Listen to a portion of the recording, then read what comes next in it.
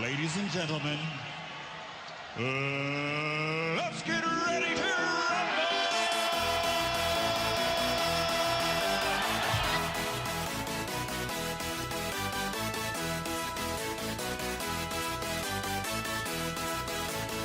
Y'all ready for this?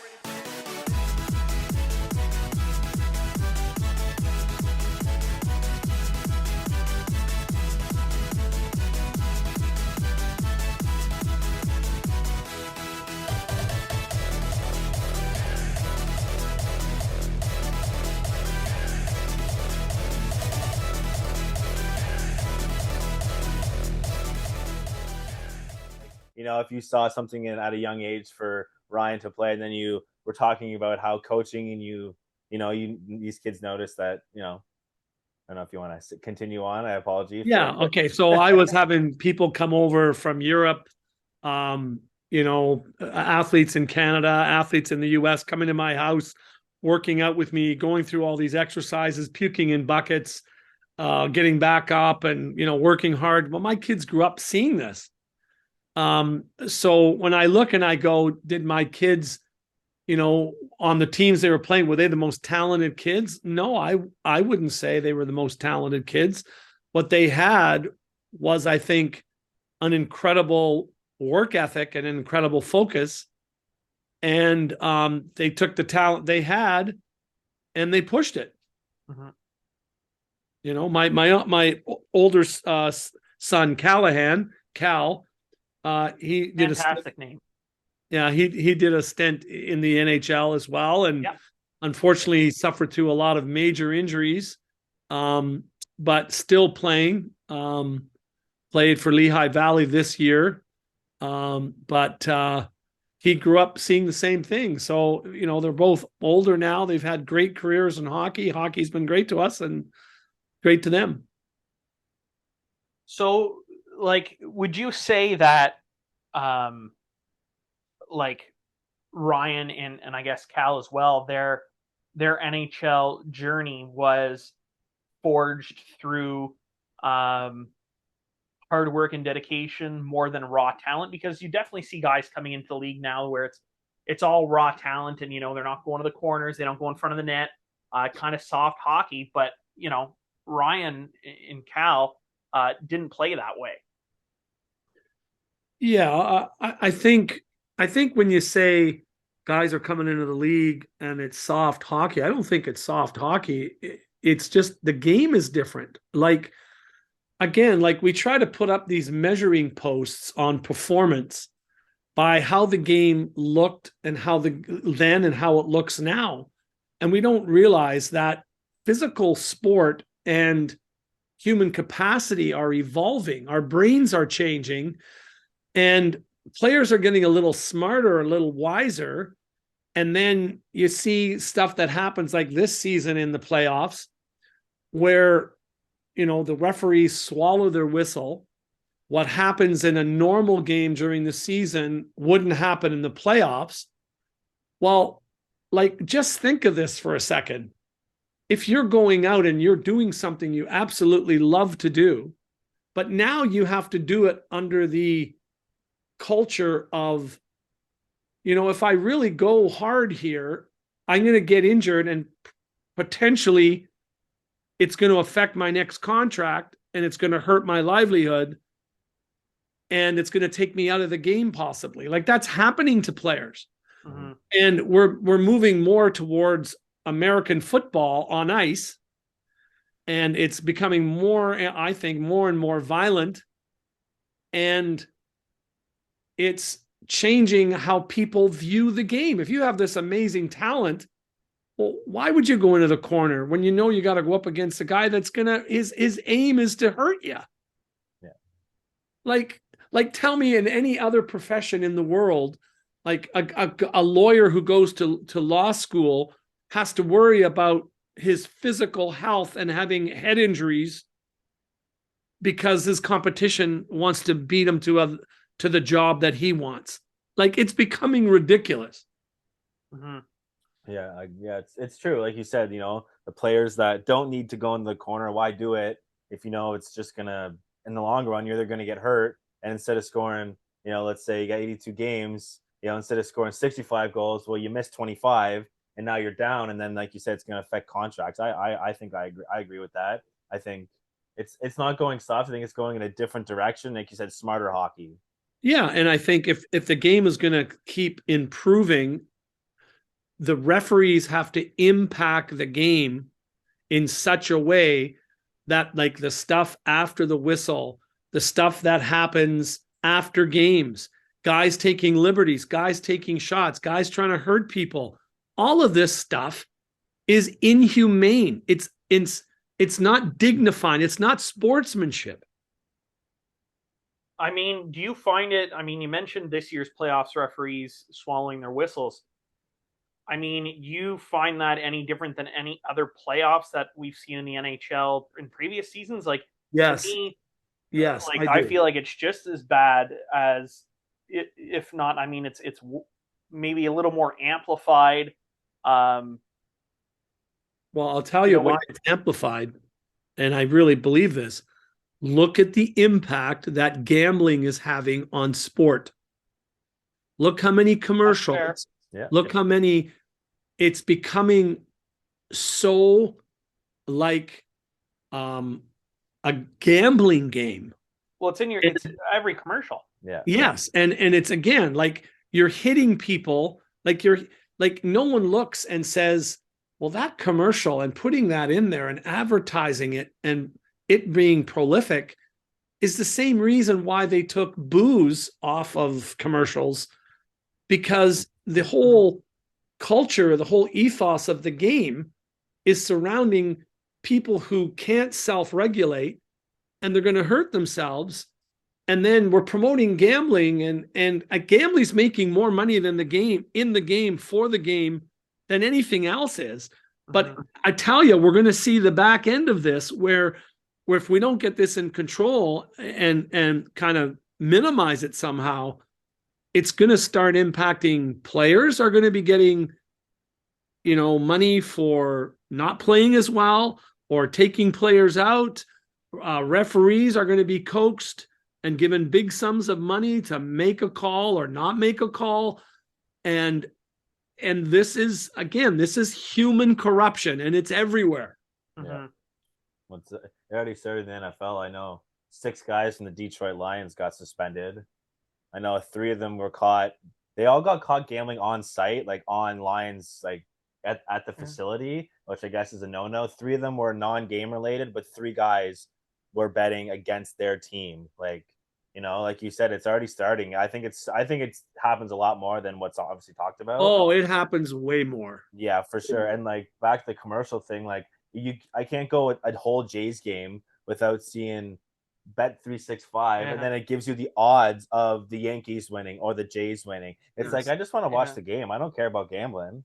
Well, and again, there's a lot of people who do care about gambling and don't care about the then sport. You don't look at all the social problems evolved on how hard it is on trying to raise kids when your spouse, male or female, is a gambler and there's not enough money to be put on the table to supply them with the things they need.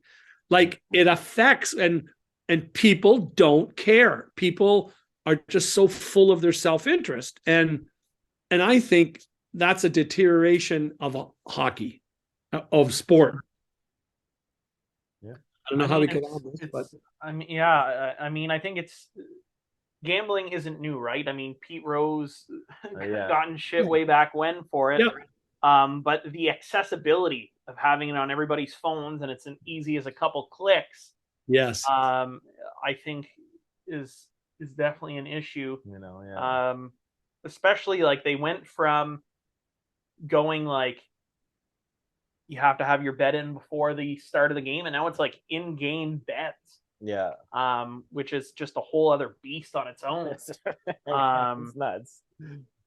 Well, it is. And you're going to have players getting signals and referees getting signals from certain people, and it's going to get deep into the game. And I think that's awful, because it harms where people are weak, and we prey on the weak. That's how society is. We prey on the weak.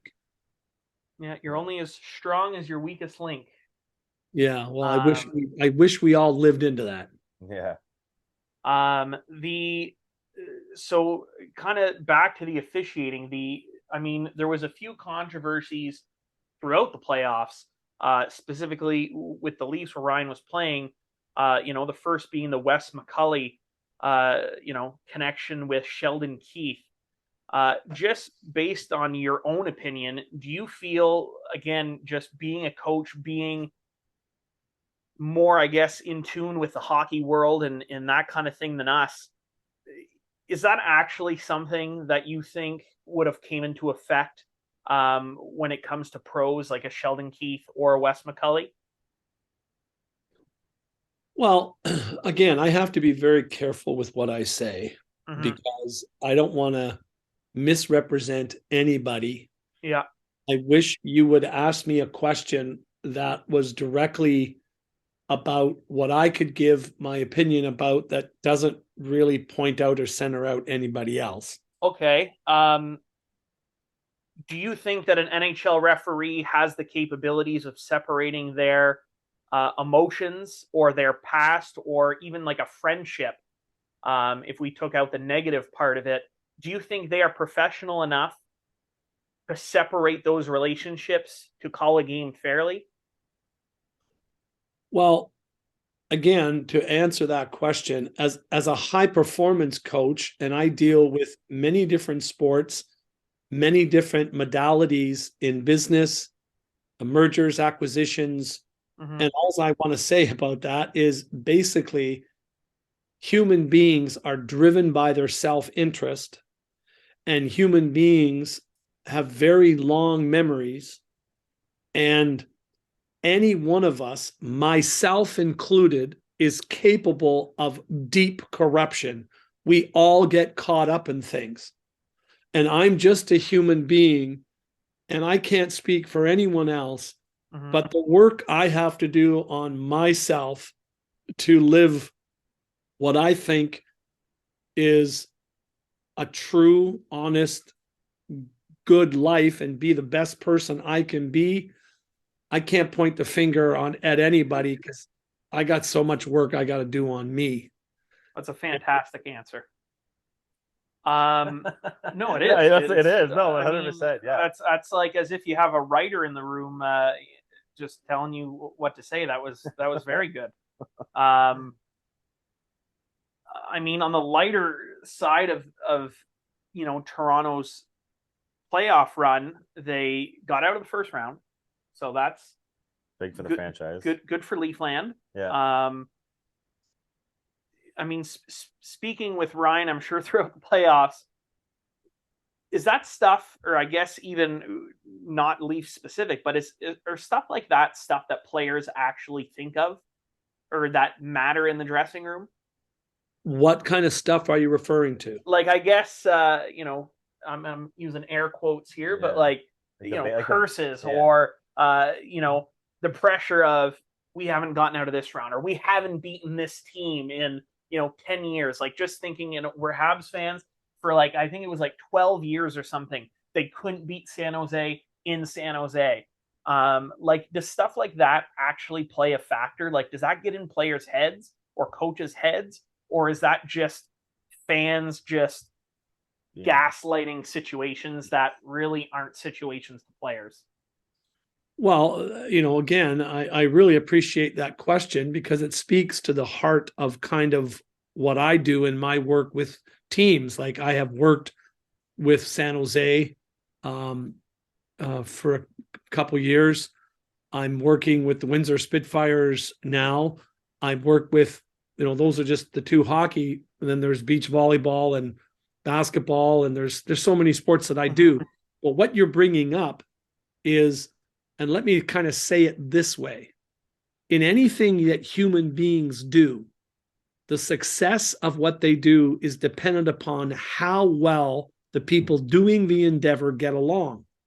If people get along, then success, performance goes through the roof. When people don't get along, usually that thing that you're talking about, focusing on the curse, focusing on the nemesises of situations is a real excuse, because they're not looking at, they don't have strong enough relationships, so they distract themselves by going there. Human beings are a masters at distracting and taking responsibility for their performance and their life. Very true. Yeah. Man, you're well spoken. I feel like I would listen to just like motivational Brian O'Reilly videos in the morning. I hope not, because again, that's one of the misnomers of life, is people think you can motivate somebody else. What motivates athletes to win is the quality of the person they are inside, and their ability to create the relationships around them where they all decide, when we're on the ice together, we are going to think and act as one. In other words, I'm not playing my position for me. I'm playing it for you. And you are going to know what I'm going to do. And I'm going to know what you're going to do. And I'm going to support you here. And you're going to support me there, because you care about the person you're playing with. Those teams are the dynasty teams. And those teams either go through tremendous upheavals, have really good leaders, that's 2 examples, or they actually learn a new psychology called internal psychology, and very few people or very few teams are interested in really learning it, because you got to call out the asshole you are. Damn. And how you get in the way of people and yourself, and how you blame people, how you criticize people.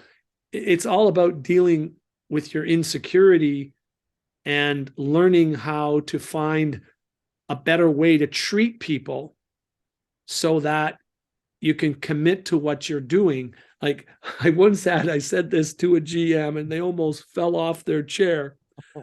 And I said, he asked me a question about contracts and money, for example.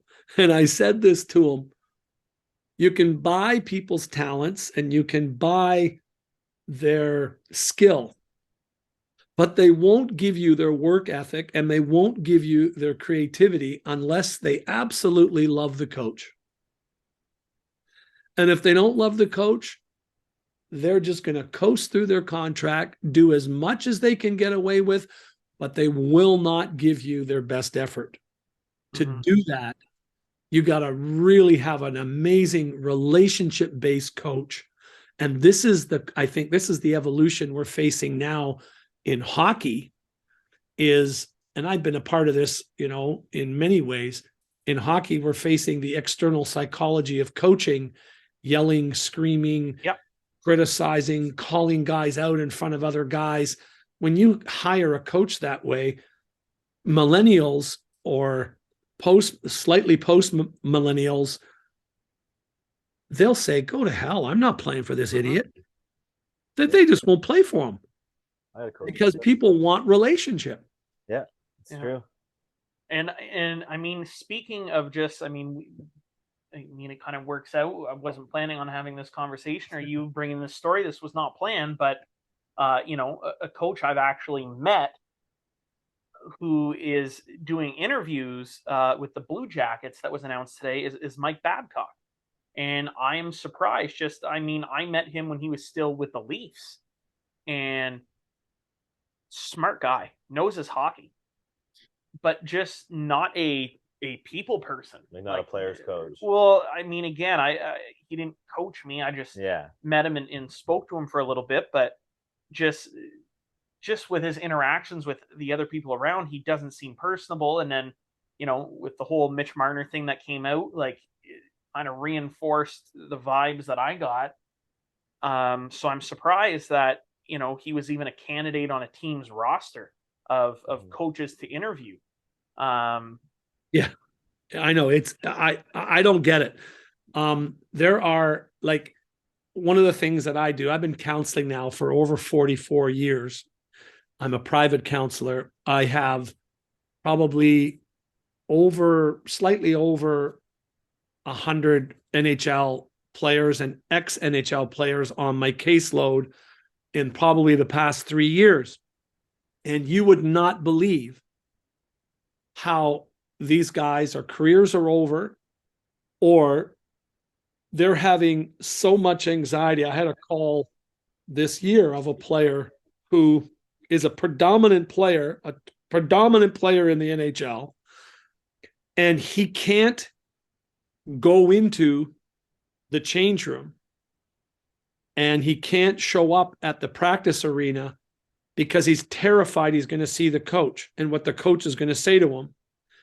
And again, like some of these coaches, I'm now dealing with the after effects of these grown men in their mid to late 30s, early 40s that are emotional basket cases.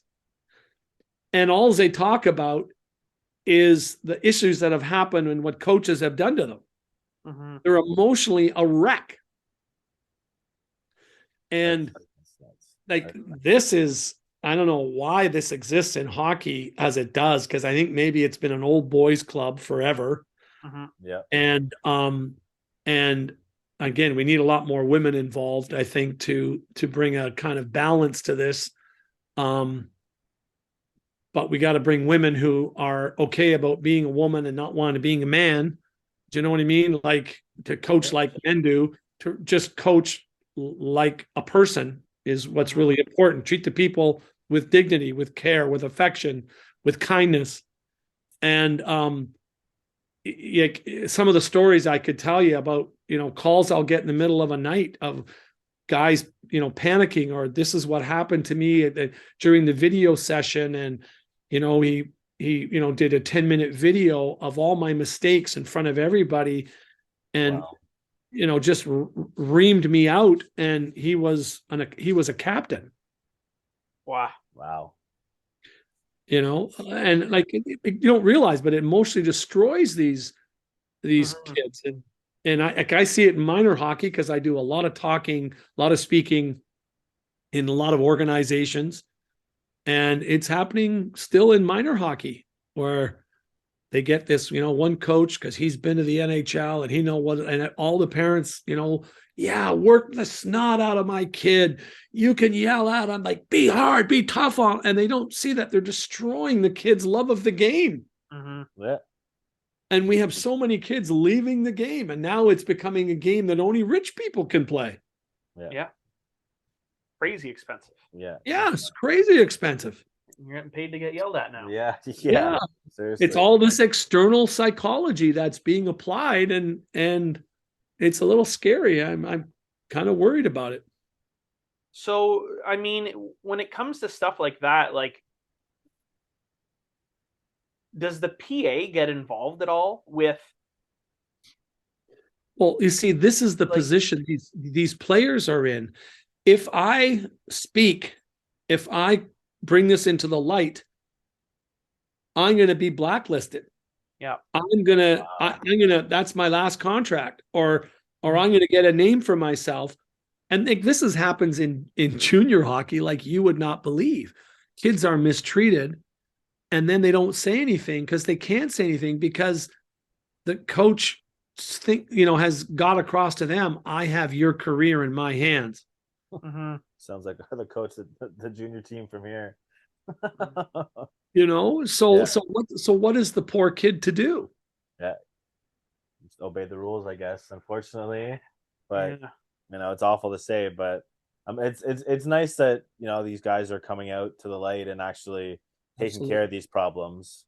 And obviously you've seen it, so like it's nice. I wish more people would come out and hey, mental health's a real thing, right? So for it to affect your career long term, it's better to just say something instead of holding it all in.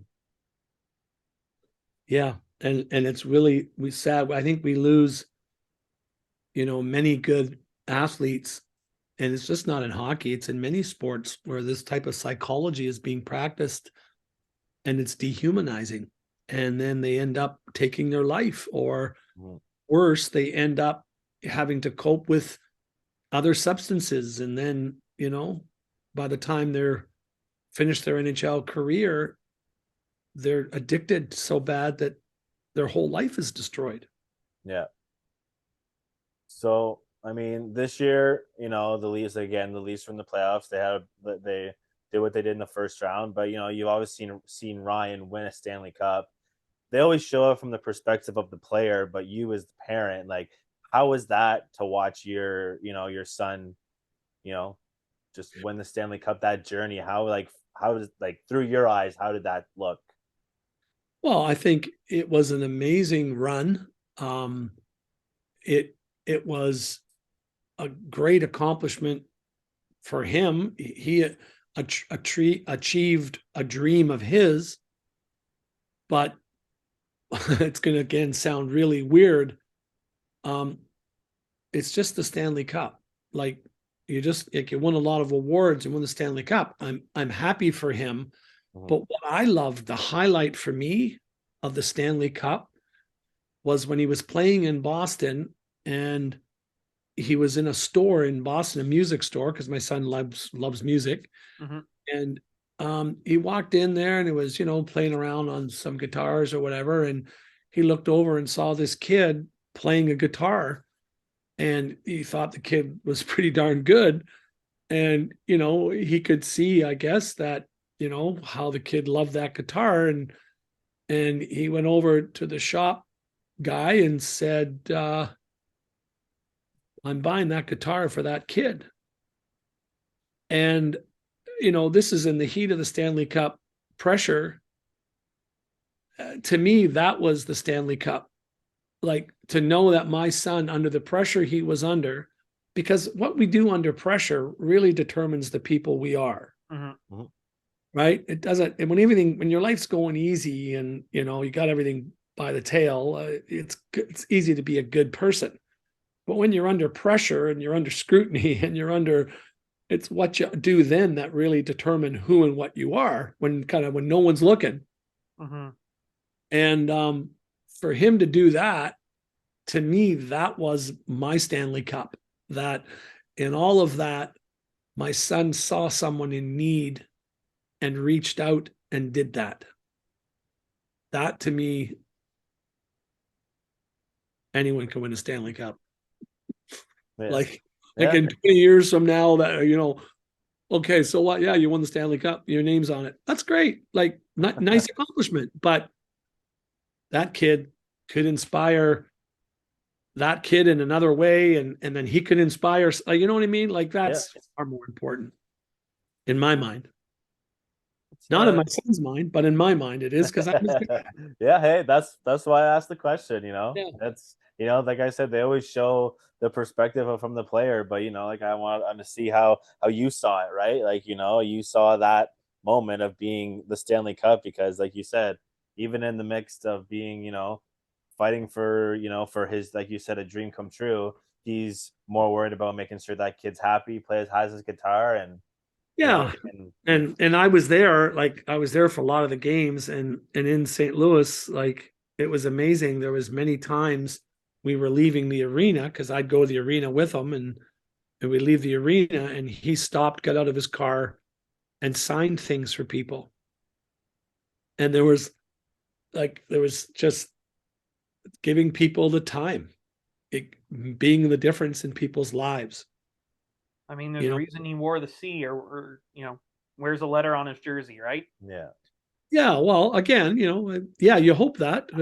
But you know, I heard this story once about Wayne Gretzky, and he showed up late to this. He was meeting some NHL guys in Toronto, and he showed up late, but he came, and there was a kid that had come late too, had missed kind of the signing of the autographs, and Gretzky pulls the car over, gets out of the car, and takes his jersey and signs it, and talks to the kid, and then gets back in the car. And the kid came late, so there was, all the players had left, but because Wayne's Wayne, he did that, And that's things like that to me show what a person's about.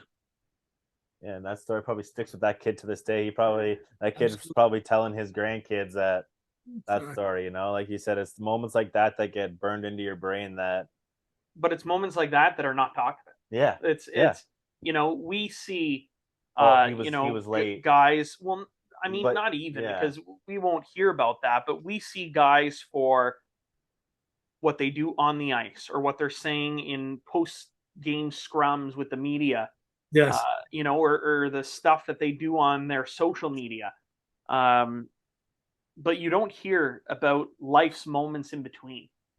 And it's cool to sit and to talk with somebody that knows and hears some of these stories. And again, like a lot of people, you know, and I don't want to speak for you, but myself included, look at these guys and are starstruck and are, you know, these are athletes, these are our heroes. Mm-hmm. And the way that you've been able to humanize and almost, you know, kind of say like, you know, they're just like us, and, you know, talk about the Stanley Cup as a trophy, but as a parent, you know, say, knowing, you know, pretty much that my son grew up to be a great person and a caring person and a thoughtful person means more to you than probably the hardest sports trophy to ever win that, you know, millions of fans of each team each year hope that their team is able to, you know, achieve. Speaks volumes of humanizing and really bringing back into perspective that athletes are humans too, and there's bigger stuff than the game. Mm-hmm. Yes. Yes. I always think it's interesting that there's a there's a real honesty about, like, I'm living my life. I'm, you know, 65 now, and the verdict is still out on me, just like the verdict is still out with my kids, because you're only as good as your last performance. Mm-hmm.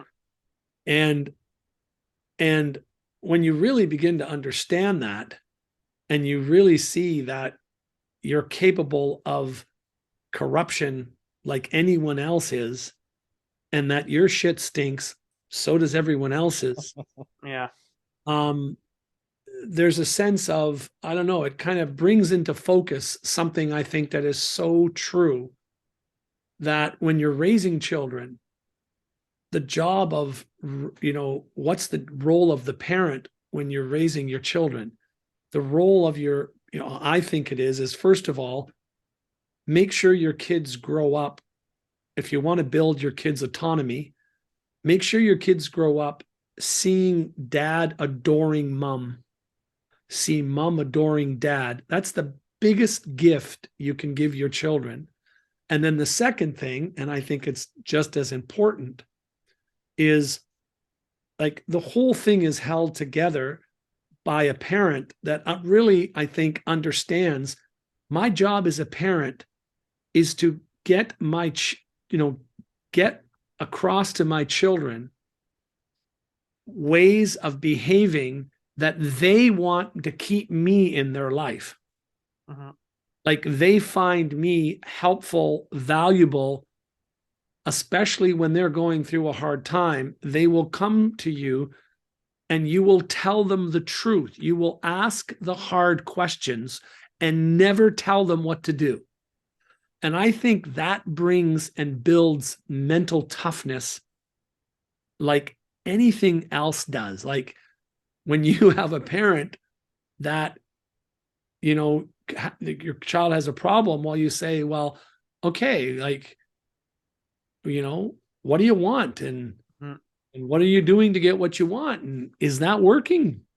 And if it isn't working, well, do you think you should make a different choice if it's not working? And when, you know, when you build that level of affection and clarity and confidence that I don't know what's best for any of my kids. I only know what's best for me. I don't know what's best for my wife or anyone else. I don't know what's best for me. And when you kind of see the importance, especially in coaching people, when you coach people, if that isn't at the forefront of your mind, you're going to give yourself more importance than you think you have. And then you're going to make them feel more important than they really are. Mm-hmm. And I think that to me is the most, I don't know, I find it very humbling. And I often say this to myself in moments where I'm questioning or doubting or struggling. I gotta always say, remember, Bri, your shit stinks. Yeah. You know, that I'm just a human. I make mistakes. I gotta call myself in and own my mistakes. Now you can transfer that to a team, and a team that does that, you allow your coach to play more with the X's and O's and the chess game on the ice, because you have a group of solid individuals who are so good at self-evaluating, not evaluating other people, that they follow the X's and O's and really buy into the system. Yeah. I think Brube did that with St. Louis, and that's why they won the cup. Well, people he to buy did in. something right for sure. I mean, they went from what worst record was it in the West or the entire NHL to making the playoffs and then winning the Stanley Cup. So there was obviously some buy-in and the right people in that locker room. Yeah. And I mean, Ryan has now been with, I mean, he was Colorado, Buffalo, St. Louis, and now Toronto.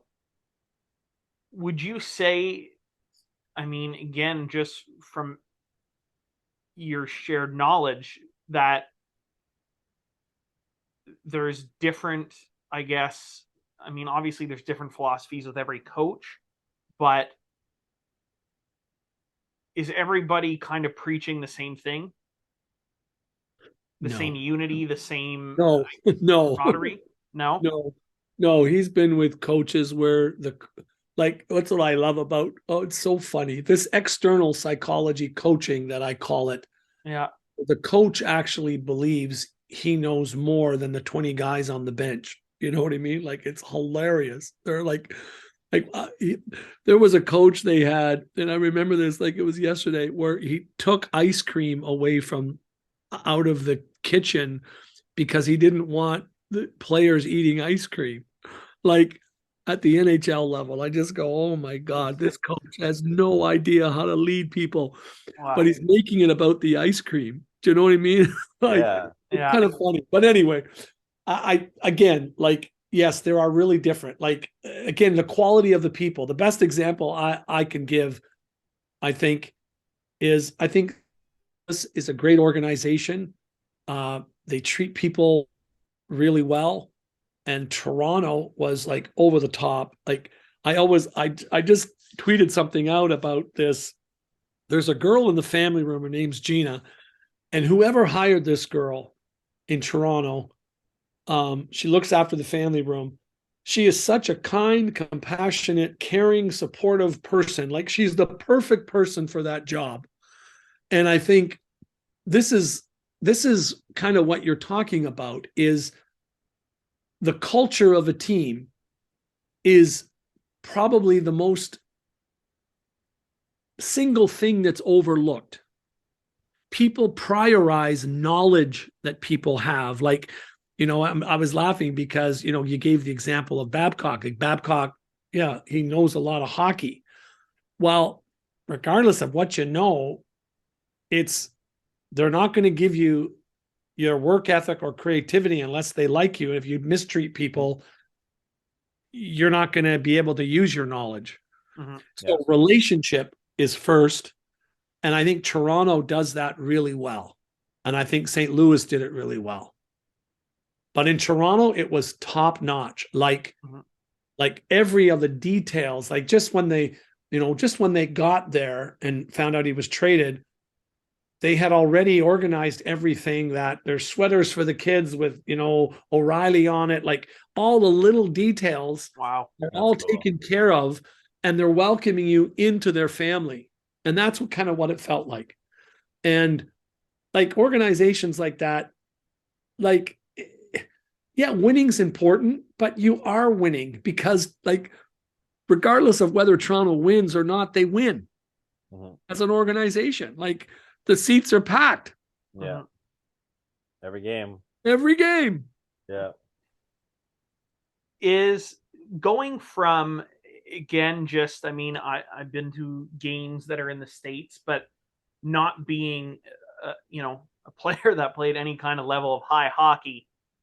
I mean, they always talk about, a market like Toronto or Montreal, the Rangers being the mecca of hockey, being, these pressure cooker, organizations where players don't necessarily have at the top of their list because of the pressure that comes with playing for these organizations. And I mean, you have a couple different perspectives, being kind of a psychologist and dealing with players, and then, dealing or having your son play for, multiple different teams that were at different stages, going from Buffalo, that was kind of, a weird rebuild for multiple years, to then going to, the Toronto Maple Leafs later on in his career, where they're, under the microscope, they have all the teams, like, they're cup contenders. Would you say that that pressure cooker, that, again, the stuff that everybody says with the media and the pressure that comes with playing in a city like that, like, is that real? Well, I think the pressure is really real, and I think the pressure is imposed by the media mostly. And, again, I think eventually this is going to evolve. It has to. But media that creates hype around losing is, again, external psychology being applied, and it doesn't help anybody. Like, misery loves company, and misery is the psychology of external control that people practice. And they think by criticizing people or criticizing an organization, things get better. When the media can't see that they put so much pressure there, then it's pressure created, but it's only pressure psychologically. It's not real pressure. Yeah. But the way it affects the athletes, I think, is real. But what it does with the athletes, they just have to kind of learn how to shelve it, park it, realize, okay, let it go. But if you had really quality media people, and there are lots of them out there, that ask very humanizing questions of the game and what happened, then you educate your population about the human side of professional sport. And, like, I remember there was a tweet. It was so funny. I laughed so hard. I thought it was funny anyway. This person said, well, all these players getting paid so much money, Toronto should win or something. And, so I kind of said, well, the other players they're playing against are getting lots of money too. Yeah. It isn't about the money. Yeah. You know what I mean? But Yeah. people's perspective, like, we're so, like, everyone has an opinion about everything. And I always say this, an opinion is like an asshole. Everyone has one. Well, exactly. I had another, another one that kind of went like that, also about assholes, where it was, if I wanted to hear an asshole speak, I'd fart. And I mean, that's, I don't know, just, again, stupid. Just, yeah, like you said, everybody has an opinion, and Yeah. it's always the ones that probably shouldn't talk that talk the most. Yeah. Which is why I never shut the fuck up. So Uh, Well, again, like this is the hard thing about this external psychology that is formed our society, is that everyone thinks that their opinion is important. Tell me about it. And like it, like, why do we, like, if, like, let's just take a simple thing like a marriage. If you go around giving your opinion to your spouse, it isn't going to go well. No, I've learned that. Trust me. Well, yeah, like, just, if, I always say this to people, and it's an important thing. It's kind of like the relationship question of life. Is the next thing out of your mouth going to bring you closer together or move you farther apart? If it's going to move you farther apart, shut the hell up. And I need to write that one down. Yeah. Well, show me about, media of, calling out players and, and all this kind of stuff has made things better. It doesn't, Like, for sure. It doesn't. Like, I know my son, when he was in Buffalo, he said something that he was coming from his true feeling. And he said, I'm sick of losing. And he's taking it. It's on me.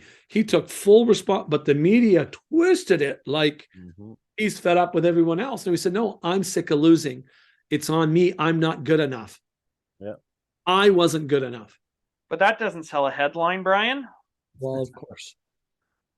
And that's all it comes down to is It does. They're going to take and it's like this with everything. They take a 40-second sound bite and they trim it down to 10 seconds, the 10 seconds that fits the narrative that they want to write, that's going to sell stuff, that's going to get clicks. Yes. And I mean, all it's hurting is the people that they want better from. And I mean, like you said, do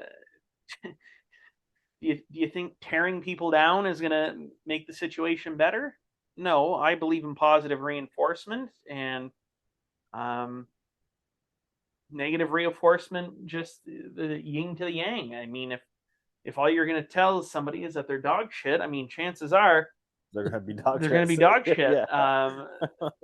Well, I was at the NHL. I spoke at the NHL coaches symposium a few years ago, and I went around. I started off with this question: how many players in the room that are ex-players and coaches or ex-players have you had video sessions? I said, please raise your hand. So like 90% of the room puts their hand up.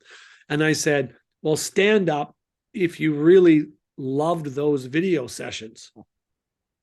Well, there was about, out of the like 600 or 700, there was about 10 people that stood up. And then I said, okay, those 10 people, that's good that you like them. You probably have a pretty good, strong character. But I said, that's great. Okay, can you sit back down? And then I said, I want you to stand up now. All of those players who, when you go to a video session, it's all about your mistakes, and they show you and they call you out and all this kind of stuff. And they all stood up almost. And then I said, well, that's external psychology. And then one coach who was very annoyed with me, because I have other things I had said previously, said, well, how do you expect us to coach then? And I said, well, can I give you an example? And I said, why not just point out on video, find video where guys are doing it right, and then ask the athlete questions about, hey, what do you see here? Why was this guy successful in getting the puck out? Or what did he do that he was able to get the puck out? Like, focus on people doing it right and then asking them questions so they self-evaluate, rather than centering them out. And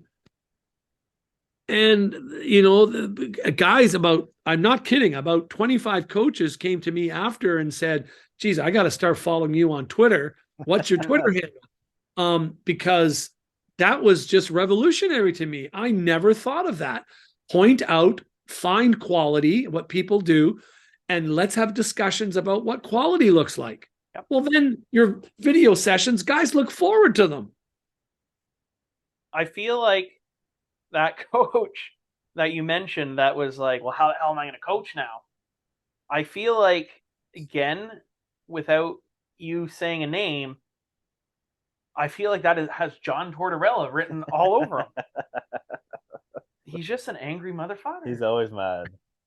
And again, just there's no need for any kind of confirmation, but people that do that, and people that are angry, and people that are these arrogant, they should not be allowed to coach. They do so much damage to people psychologically. It's unbelievable. Yeah, I had one. I'm not gonna say his name, but I had a coach one time. We were in our area playing in the Tournament of Champions, and we were playing a team. We weren't a very big team. We had a couple of big guys, but we were playing this team from out of town, and they had only lost 3 games throughout the whole season, counting tournaments. And these guys were massive, and we ended up winning 3-2. I scored 2 goals, and then he benched me for the whole third period. And then the next game he comes out, and then he's playing me every second shift, and it's like, dude, you really want me to go out there and give you my all that I did the game before, where you benched me with 15 minutes left in the game, to now playing me every second shift? And then we ended up losing that game too. But I mean, I never understood his method of coaching. I mean, I guess I didn't play traveling hockey very often, and most of the time when I would play organized hockey, my stepdad was the coach. great coach. Yeah, shout out Joel. And I mean, it was always, when he coached me, if we were short defense that year, I played defense. If I was short forward, I'd play forward. I never really worried about, I think, the not the severity of the game, because I still loved playing. I love playing hockey. I still play it. But I think since it was like, my stepdad's the coach, it's like, I can play my game and have fun. And, we're going to drive home together, and, he's not going to give me shit because we lost 8-0. You know what I mean? Yes. Like, Yes. I don't know if that made sense or not, but it did in my head. It did in my head, and then the words started coming out, Brian, and I kind of got lost in the sauce a little bit. Yeah, you're pointing to a fact that relationship is the greatest thing in life. And when the relationships are more important than winning, then the teams that are able to do that have so much more success. Yeah. Then you can't win all the time. Like there's people that are better than you. Yeah. Like that's life. Yeah. True. Well, we did win the championship last year, Okay. but There you go. that's never near here. Yeah, you catch more flies with honey than shit. Yeah. Yes. I mean, that being said, just another psychology, I guess, question. And again, just because I don't think we've had anybody on that is in the dual role that you're in, where you're helping guys, you're coaching guys. It's not even a dual role. It's a try. Yeah. What the fuck would that be? Yeah. Whether you're 3 roles, you wear many chapeaus. Yeah. Yes. Many chapeaux. You do this. You do the psychology, the coaching, and then you're also a parent of the game. Yep. So again, it's almost like the perfect storm of questions. I mean, Ryan's a free agent. His contract's up. What does that play mentally on a player?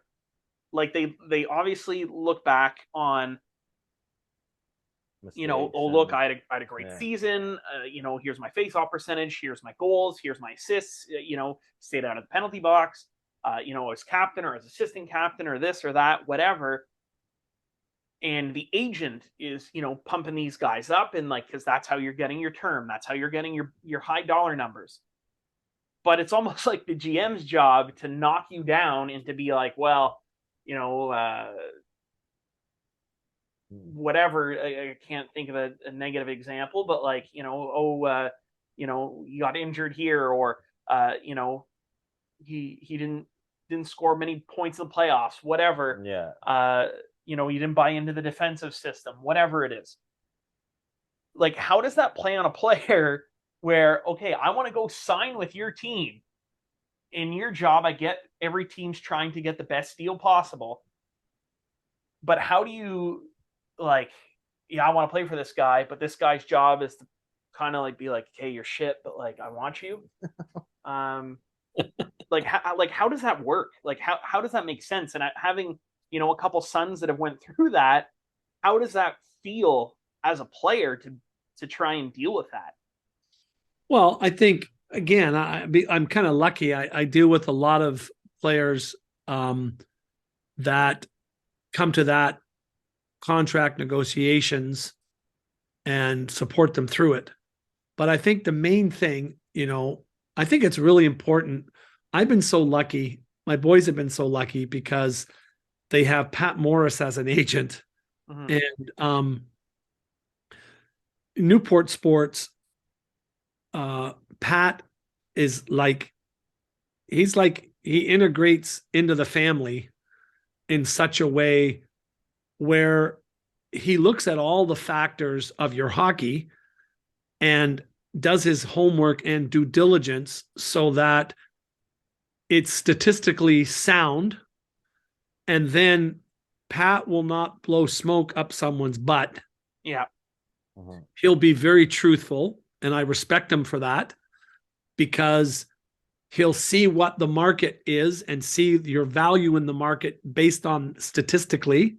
Mhm. And then he has a role where he engages the player, the wife, the family, and asks questions about what is best for the family. What does the family want?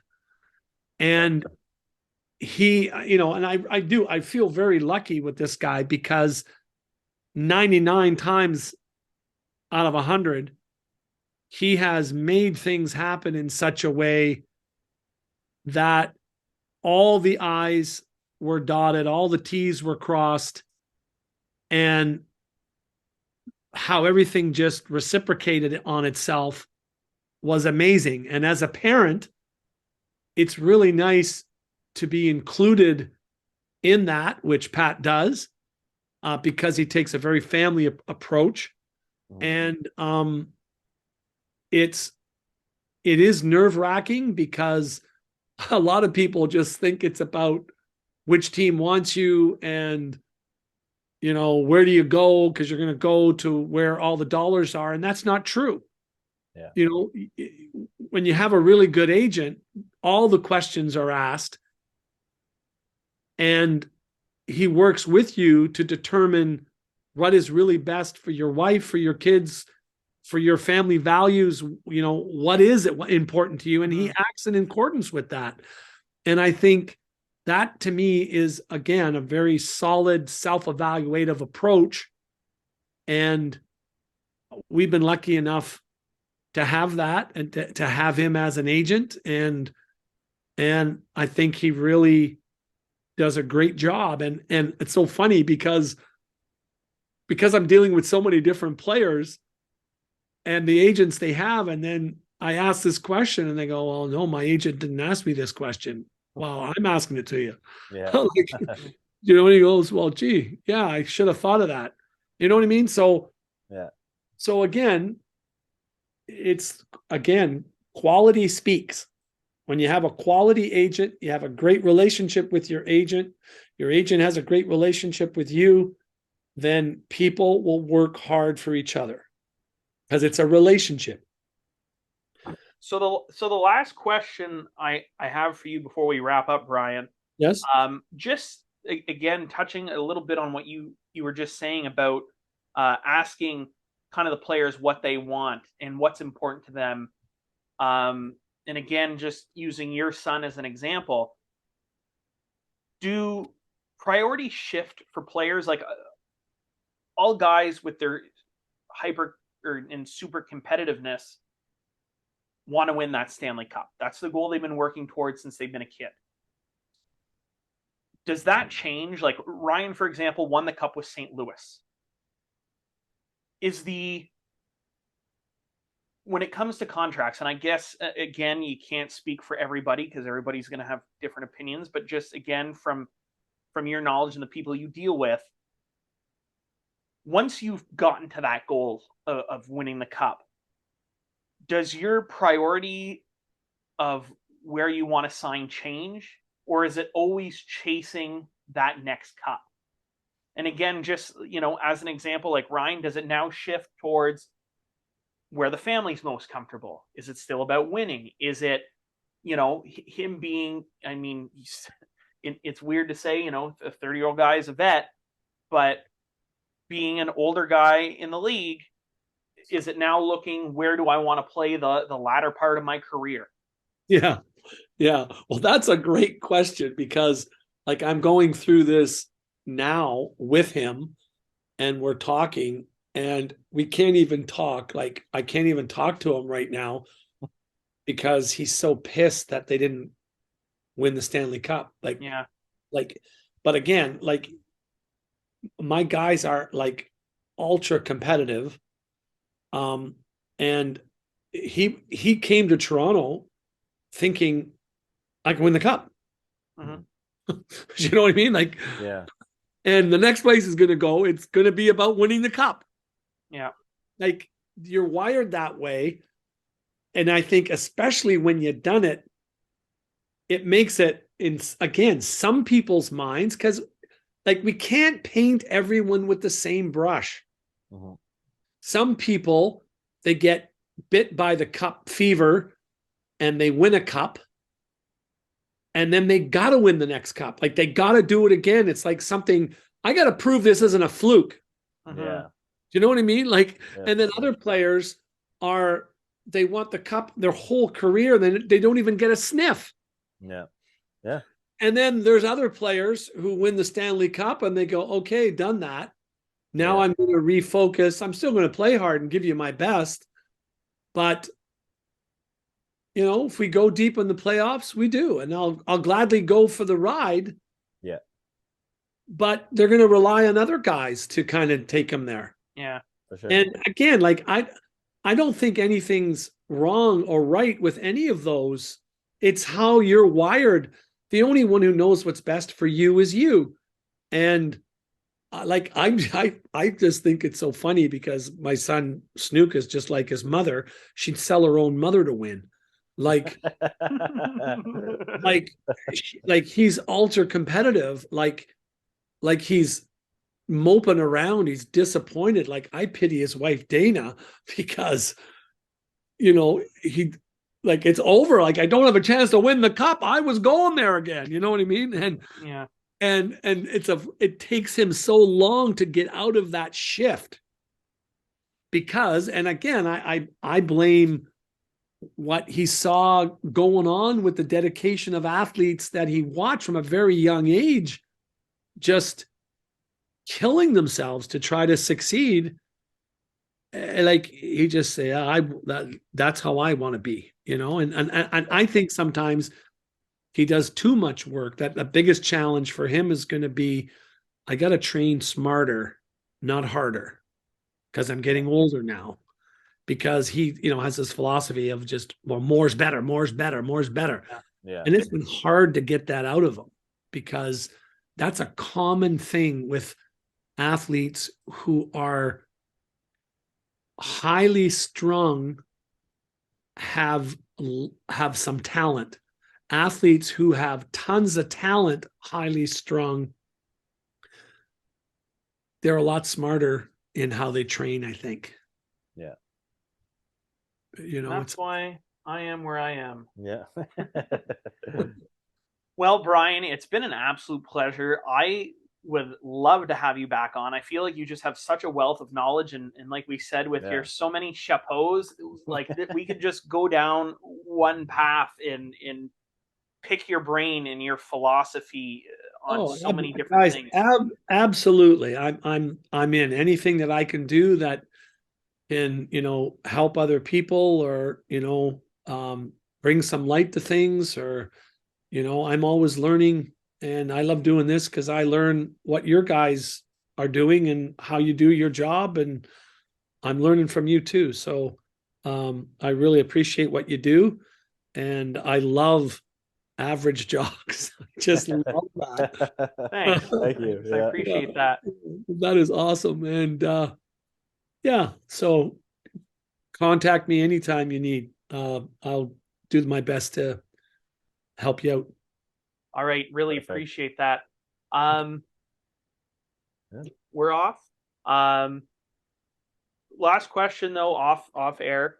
Is there anybody that you would recommend us reaching out to I mean, like we're always looking, and I know guys are in the off season now, so this is kind of our bread and butter of getting guys on that are done with their regular season or playoffs. Is there anybody you would recommend us reaching out to? I'd have to think about that. I I try not to push things onto my boys because I try to keep my life separate from them, but you might have an interesting conversation with the GM of Windsor, Bill Bowler. I don't know if you're familiar with him. But Bill's, the GM of Windsor, he's doing something that is, I think, new in junior hockey. And he used to be, I think he still holds the record in the OHL for the most points or assists or something. He was a great hockey player. And he's got a really interesting story about, reasons why he wouldn't go on or things he wouldn't knuckle under to, that it'd be worth hearing, I think. Beauty. Right. Awesome. I will reach out to him tomorrow. Okay. Awesome. Thank you very much, Brian. Yeah, thanks for your time, Brian. Take care, guys. All the best. Thanks. Bye-bye.